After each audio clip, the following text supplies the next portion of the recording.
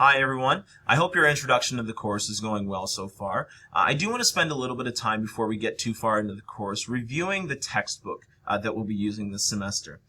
This is a new version of the textbook that we're switching to.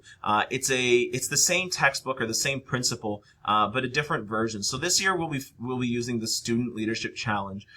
In the past, we just used the Student Leadership Challenge. It's by the same authors. However, this textbook is a little bit more student-friendly, focuses on examples that would be applicable to students as opposed to, in the other textbook, focusing on very business-focused examples, which makes it a little bit less appealing for some students.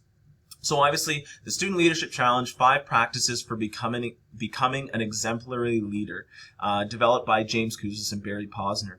This textbook is really an outline of the leadership model that they have developed over decades of research in talking with people from business, from just general people, students, to develop this model of leadership that they've identified in their research. The way that they've created this textbook is they've broken it down into 5 main sections. So model the way, inspire a shared vision, challenge the process, enable others to act, and encourage the heart are the 5 practices of exemplary leadership that they've identified through all of their research. These 5 practices are really just common themes that Kouzes and Posner in all of their research have identified as key elements to people who are successful leaders. Beyond that, they've also created 10 commitments that are associated with the 5 practices. Each practice has 2 commitments that are associated with it. So for example, when we look at these 10 commitments with Model the Way has 2 commitments. The first, find your voice by clarifying your personal values, and set the example by aligning actions with shared values as the second.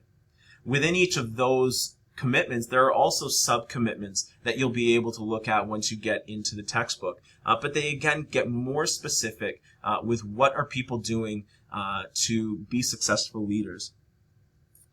These commitments also make up the different chapters of the textbook. So each of the commitments is a different chapter.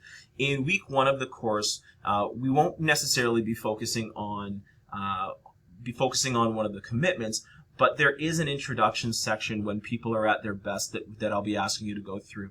The next week, in week 2, you will be starting to go off the 10 commitments.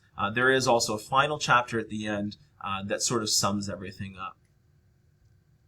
So with that, if you have any questions about the textbook or about how you'll go through the readings, please don't hesitate to let me know.